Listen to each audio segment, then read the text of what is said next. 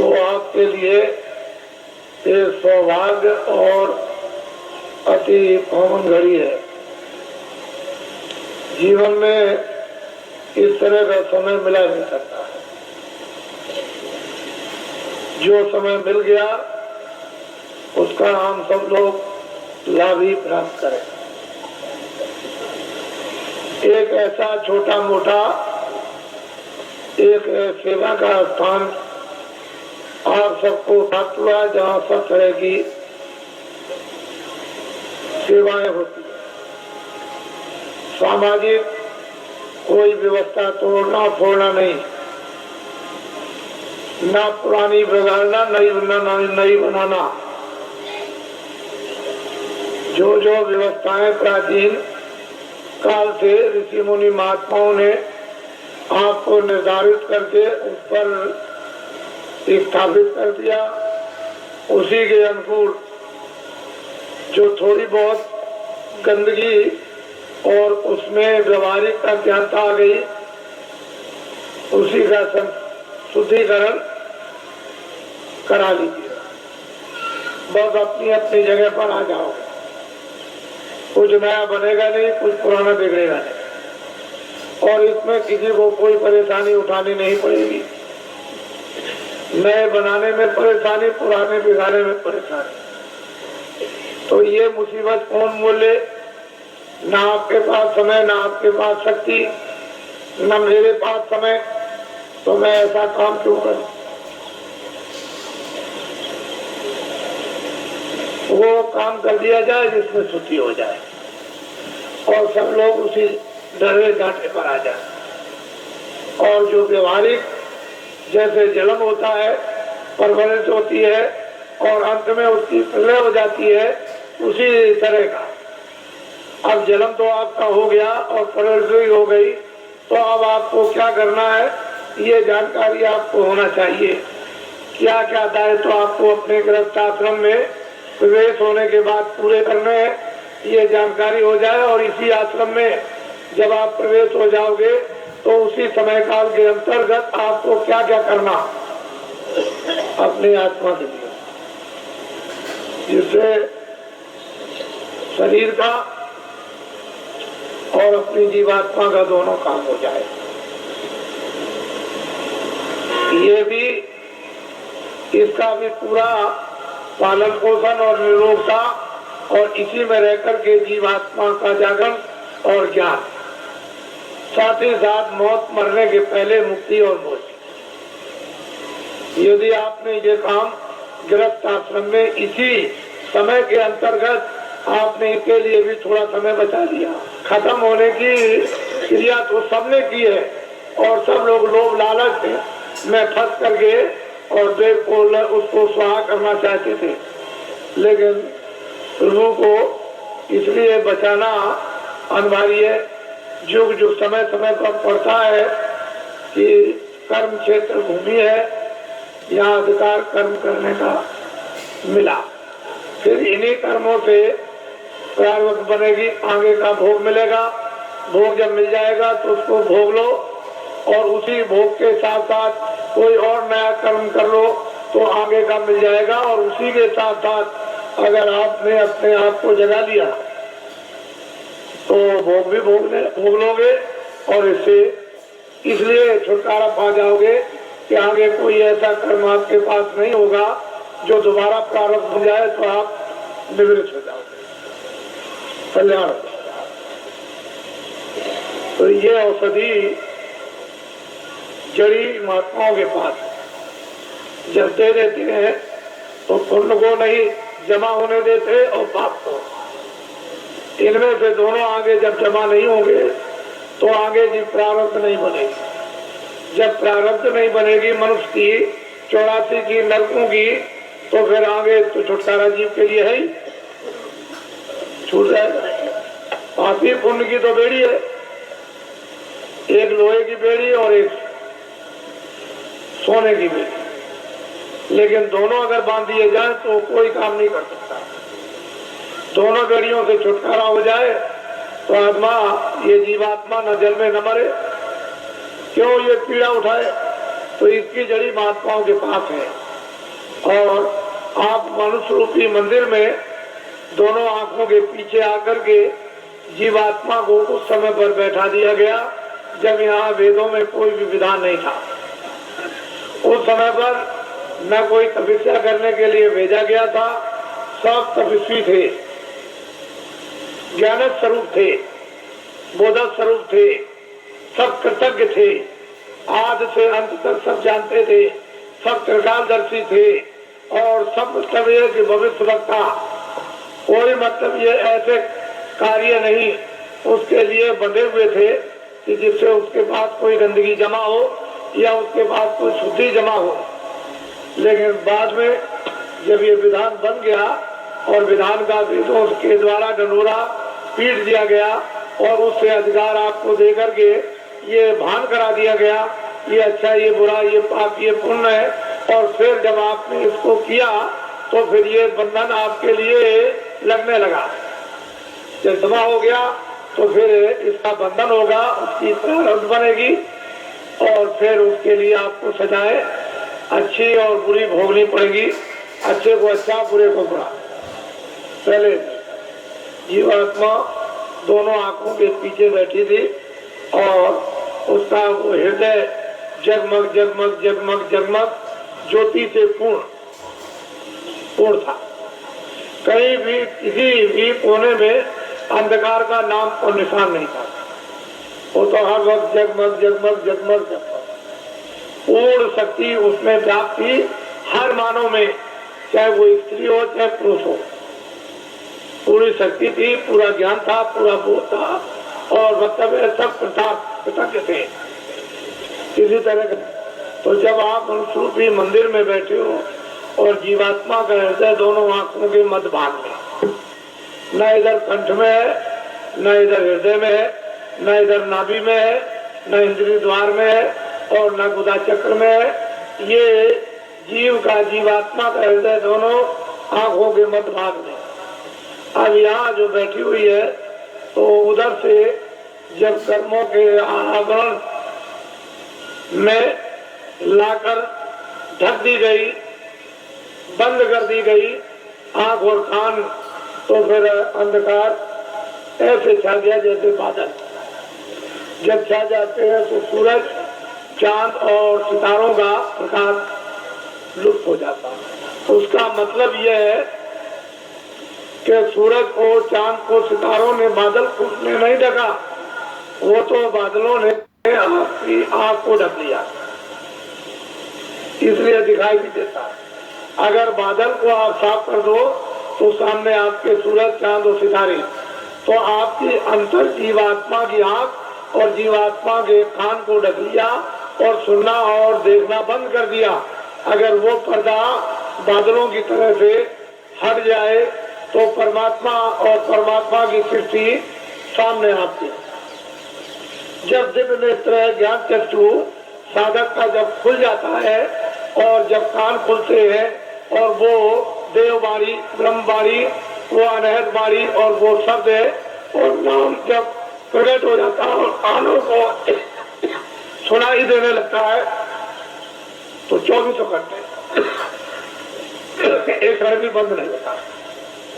हर वक्त काम करते रहो, लिखते रहो, पढ़ते रहो, खेती करो, दुकान करो, कुछ भी काम करो, देवियां खाना बनाए, घर का काम करे, बच्चों की सेवा, 24 घंटे सुनाई देता।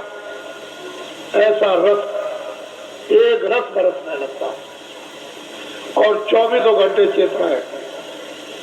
सोते में भी बरसता, वहां भी चेतना है और वो तंद्रा अवस्था में सो लेता है। जैसे ऐसा मालूम हुआ कि न मैं सोया न मैं जगा, ऐसी तंद्रा अवस्था में वो लेट करके अपनी नींद को पूरा कर लेता है। बस इतनी थकावट आती है। वैसे तंद्रा में भी चेतना रहती है। तो ये के लिए कलयुग में उस प्रभु ने और महात्माओं ने दया करके सुलभ कर दिया और ये बताया है कि अब आपको कठिन साधन नहीं करना है, कठिन ध्यान नहीं करना है, कठिन योग नहीं करना, कठिन नाम की कमाई नहीं करनी और कठिन प्रभु का स्मरण नहीं करना, सहज करना। और सहज ही से तुम नाम पर सवार हो जाओ। नाम एक रेलगाड़ी हवाई जहाज है और वो इतनी तेज रफ्तार से आता और जाता है कि इसकी कोई कल्पना लेखे जोखे में किसी तरह गणित में नहीं कर सकता। इतनी उसकी तेज रफ्तार है और बिजली का भी, समुद्र की लहरों का भी प्रमाण नहीं दिया सकता, इतनी तेज रफ्तार उसके आने जाने की है। ऐसी चीज निर्धारित अनाजकाल से उस मालिक ने तैयार कर रखी है। लेकिन अब जब भेद मिल जाए, जुट्टी मिल जाए और उस पर जीवात्माओं को सवार कर दिया जाए तो वो चेतन है। वहाँ तेल पानी की जरूरत नहीं, हो तो चेतन है, जड़ नहीं है कि जड़ को तेल पानी मिले। चेतन ही चेतन है, न तेल पानी, न आगे की जरूरत, न हवा की जरूरत। तो चेतन ही चेतन और जीवात्मा भी चेतन। तो असल में यह है कि शरीर में एक तो बुधात्मा, दूसरा इंद्रिय, तीसरा नाभि का, चौथा ये हृदय द्वार और पांचवा ये कंठ। जरा ध्यान देना, छठा ये है ये भ्रिकुटी विलास आज्ञा चक्र, ये जीवात्मा बैठी है।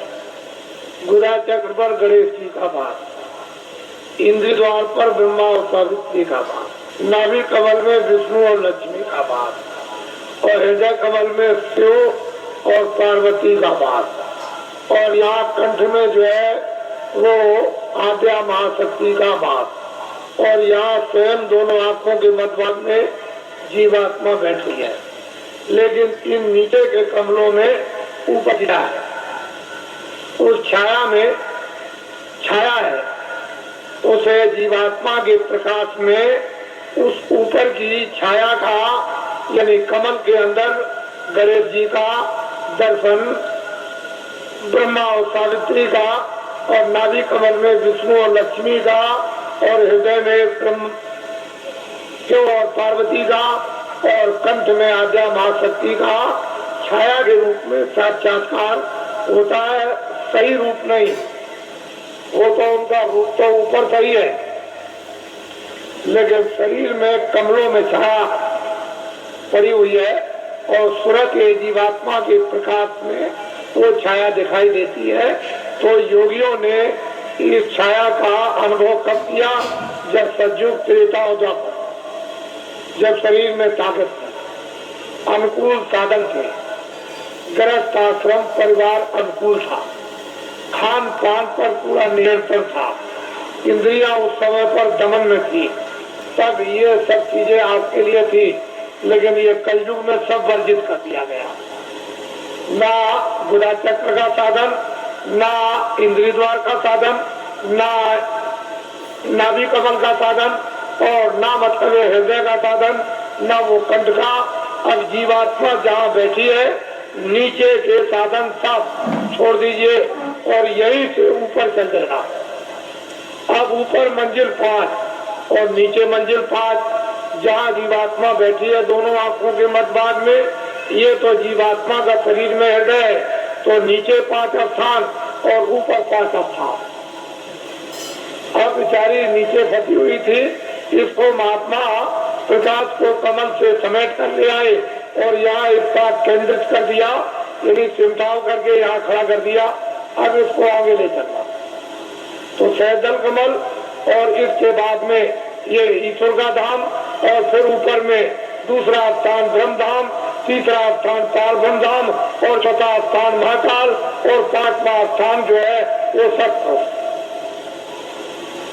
सूरत इस तरह से ऊपर से उतार कर और नीचे ला करके डाल दी गई, दोनों को आंखों के पीछे बैठाकर और नीचे उतार दी गई जड़ता में।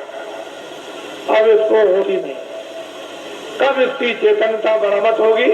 ये बिना महापुरुषों के कोई काम ये कर ही नहीं सकता और आपके कितने जीवन ऐसे चले बर्बाद होता है। इसलिए आपको किसी को ऊपर का हाथ न, ऊपर क्या होगा? जहाँ जीवात्मा बैठी है वो आपको मध्य भाग में ऊपर किस्ती में वो दिव्य दृष्टि, उसमें क्या रहा है ये आपको कुछ पता नहीं। लेकिन जब साधक जब प्यास लगती है, भूख लगती है, इच्छा जागती है, सब होती है, रोता भी है और जीता है, प्रार्थना भी करता है, जब वेद मिल जाता है तो स्मरण भी करता और ध्यान भी करता है, तो मैं करता है और संसार से जीतता है, अपने काम से जीतता है। तो जब कुछ ही दिनों में, महीनों में उसका काम बनना शुरू होगा, क्योंकि महापुरुषों की जो दया, समावेश और सहयोग जब उसको मिलने लगेगा तो जल्दी काम हो जाएगा, फिर देर नहीं लगेगी। इसलिए महापुरुषों की दया और उनका सहयोग, उनकी शक्ति का अवश्य ही लेना पड़ेगा, क्योंकि अपने पास तो कुछ है नहीं। जब उनसे कुछ लेंगे तभी काम होगा, बगैर उसके नहीं होगा। तो मैं ये काम तो मामूली समझता हूँ, इस काम को तो कुछ नहीं समझता, बस केवल इतना ही है कि आप खड़े भर हो जाओ तो ये काम कुछ नहीं। ये भौतिक काम, सांसारिक काम, गृहस्थी का काम, खेती का काम, दुकान का काम और दफ्तरों का काम, ये काम कुछ नहीं है। इसको तो आप करो निमित्त मात्र, इस पर भी एक पैर रखो, उस पर भी। ये गृहस्थ आश्रम है शरीर रक्षा का, तो एक नाव पर पैर रखो एक गृहस्थ आश्रम की। ये बाल बच्चों के पालन पोषण और परिवार और समाज, इसकी सेवा के लिए एक नौका ये, और एक ये नौका है जीवात्मा को पार होने की, ये नौका है शरीर रक्षा की। तो जब महात्मा मिल जाए तो धीरे से दोनों पर पैर रखवा देते हैं, इस पर भी जमाए रहो, इस पर भी जमाए रहो, और दोनों पर बैलेंस भी बराबर रखो। अभी तो आप एक पर है, एक ही पर है, तो उन्होंने कहा नहीं ये देखो नाव परमार की, इस पर भी रख लो, ये स्वार्थ की नाव है, इस पर भी रखे रहो। इस बार तो धीरे धीरे अपने उपदेश के द्वारा और दया के द्वारा और शक्ति के द्वारा धीरे धीरे वो जो स्वार्थ की नाव है सांसारिक, उसका जरा सा पैर का हल्कापन और परमार्थ पर जरा वजन ला दिया, बस आपकी सभा पे गिरा होने लगा। ऐसा ऐसा इन इच्छा नहीं, अरुचि होने लगी, तो धीरे धीरे धीरे धीरे उस पर जमा होने लगा। शरीर की ताकत का एक पर जमा हो, अब वो इस तरह का आपका हो जाएगा कि इस पर तो जमा हो गया और ये निमित्त मात्र रह गई। बस जब तक रहो तब तक ये निमित्त मात्र बस लीजिए, तो ये अंदर में उस पर जमाव कर लो और ये तुम्हारा इसको बिगाड़ना नहीं। तो इसलिए हमने तो कोई ऐसा काम रखा नहीं है कि आपको गृहस्थ आश्रम का कोई काम बंद करना है। कपड़े करो, खाना खाओ, खेती करो, दुकान करो, दफ्तर करो, बच्चों की सेवा करो, आए गए का सत्कार करो, और जो भी रस्म रवाज उसको भी करो, ये सब करो। हमने सब प्रकार रखे, किसी काम को बंद नहीं किया। और ये है परमात्मा। यहाँ बैठ करके आप इधर से अपने ध्यान को हटा दो, थोड़ा खेती से, दफ्तर से, दुकान से, बच्चों से, इनसे उनसे थोड़ा 2 मिनट 5 मिनट 10 मिनट के लिए यहाँ ला करके मन को, बुद्धि को, चित्त को यानी जीवात्मा के साथ में इसको लगाकर वो थोड़ा सा सहयोग, बस इतने में काम, कुछ नहीं बिगड़ेगा, संसार बिल्कुल नहीं बिगड़ेगा। और परमात्मा जैसे ही आप यहाँ से दरवाजा खोल करके चल पड़े, बस चलने वाली बात, अगर एक कदम भी बढ़ गया तो फिर रुकने वाला नहीं, दूसरा कदम जरूर उठ जाएगा। वो चाली इस तरह की है जीवात्मा की कि जैसे ही एक कदम बढ़ा वह दूसरा प्रवेश कर जाएगा, काम आपका हो जाएगा। तो इसलिए आपको ये भेद है, अभी कुछ नहीं मालूम तो ऊपर क्या है नीचे क्या है, ये कुछ नहीं है। साधक लोग क्या देखते हैं, क्या पाते हैं, क्या अनुभव करते हैं, क्या आनंद और शक्ति उनको मिलती है, अब ये तो बताने का आपको आदेश नहीं है। वैसे तो ये बता सकते हैं, लेकिन मैं ये नहीं चाहता हूँ कि आपको बताकर साधकों का नुकसान हो जाए। साधक अपनी चीज भी रखे और आपको कुछ समझा बुझा भी दें, इनका कोई नुकसान ना हो, आपका फायदा हो जाए। असल में चीज यह है कि गोपनीय राज ये साधक नहीं बताते, न बताएंगे तो इनसे तो कुछ आपको मिलेगा नहीं। लेकिन जब घेर घार करके यहाँ ले आएंगे तो फिर यहाँ सब कुछ आपको मिल जाएगा। बस ये समझ लो कि आपके पक्के साथी है, ऐसा मत समझो। ये किसी बुराई की तरफ ये ध्यान नहीं देते हैं, ये अच्छाई की तरफ ध्यान देते हैं। इनका लक्ष्य यह है कि बुराई छूट जाए और अच्छाई में प्रवेश हो जाए। वैसे तो बुराई को बुराई आप भी घर में मानते हो, उससे आप भी दुखित हो जाते हो कि ये बुरा है। तो दूसरा अगर आपको ये कह दे कि ये बुरा है तो वो जानता है इसलिए कहता बुरा, आप जानते हो तो आप कहते हो बुरा। तो बुराई ही है और अच्छाई अच्छाई है। इसलिए बुराई की तरफ ध्यान नहीं देते, ये तो चाहते हैं कि बुराई हट जाएगी, अच्छा जाएगा, ये लक्ष्य। तो ये पक्के आपके साथी यानी दोस्त सहयोगी, इनको अपना समझना चाहिए और असली जगह पर पहुंचा दे। इससे बड़ा परोपकारी कौन हो सकता है।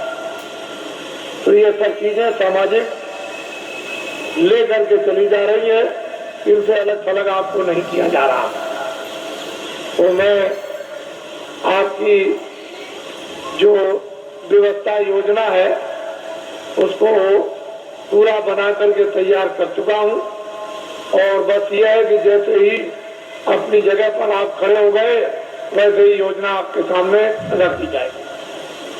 और जब वो चक्र व्यू योजना के अंतर्गत जब आप प्रवेश हो जाओगे तो सारा का सारा गुण उसका ज्ञान और राज आपको समझ जाए।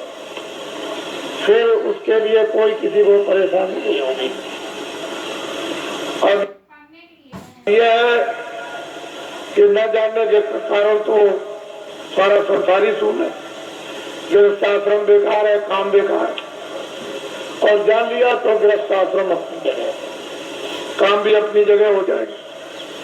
तो हमने जो आपको बताया, क्योंकि आप तो अभी आदेश दूंगा आपको अभी कि आपको मतलब ये जाना है, तो भूमि जोता खेतिहर काश्तकारों का तो देश में अभियान चल रहा, साथ ही साथ कर्मचारी अधिकारियों का कार्यक्रम चल रहा, साथ ही साथ में सेठ साहूकार दुकानदार उद्योगपतियों का भी कार्यक्रम इसी के साथ साथ चल रहा और साथ ही साथ यानी छात्रों का भी कार्यक्रम चल रहा।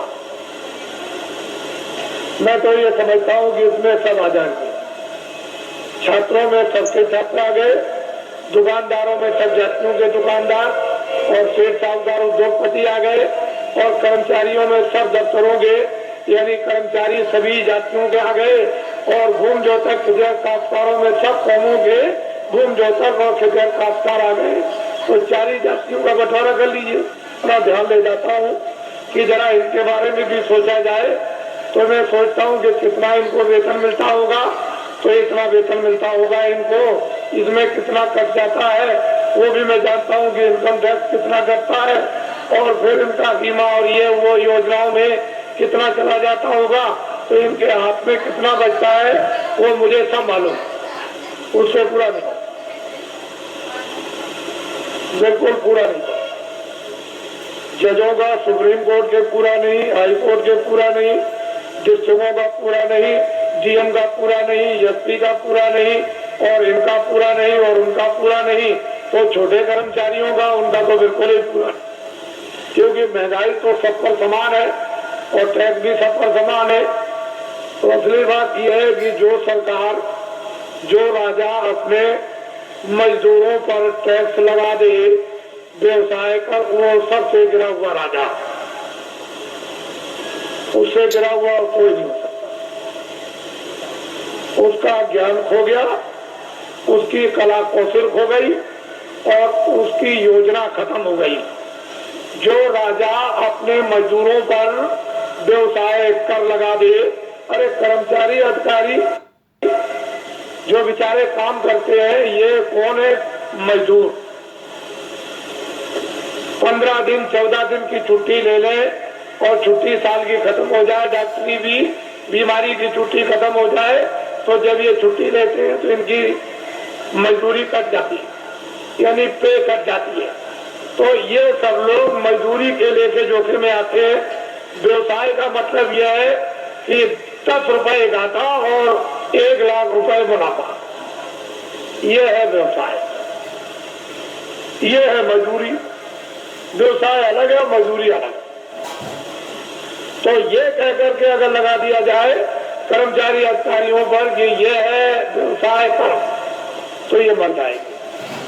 तो मैं कभी कभी उन लोगों की तरफ ध्यान ले जाता हूँ जहाँ पर कि 20 साल और 25 साल और मतलब सजाए मौत देते, और उनका उस वेतन में जब खर्चा नहीं पूरा होता है तो उनके घर में बच्चे और बच्चियां तो जगह 10 लाख दो, 20 लाख दो, ये सामान दो, ये सामान दो, खर्चा तो पूरा नहीं पड़ता, तो चिंता सवार रहती। और जब इसको घर की चिंता सवार बच्चे बच्ची की होगी तो न्यायालय में बैठ करके यानी मतलब ये स्वच्छ है यानी निर्कल बुद्धि से कैसे न्याय कर सकेंगे, क्योंकि वो परेशानी चिंता में गिरे हुए। तो मैं कभी कभी ये बात सोचा करता हूँ कि जब उनका रिटायरमेंट आ जाता है और वो रिटायर हो जाते हैं और उस वेतन जो उनको पेंशन मिलेगी उसमें पूरा नहीं पड़ता, तो फिर ये क्या करते हैं किसी फैक्ट्री में, अगर जगह नहीं किसी फैक्ट्री में मिली और किसी जगह सेठ साहूकार के यहाँ नहीं मिली तो फिर न्यायालय में आते हैं और वकील की हैसियत से फिर काम करना शुरू कर देते हैं, तो कटघरे में खड़े होते हैं। और फिर इस तरह से वही जज जो हाईकोर्ट के थे या सुप्रीम कोर्ट के थे खड़े होकर कटघरे में मौकिल की तरफ से फिर सलाम करते हैं।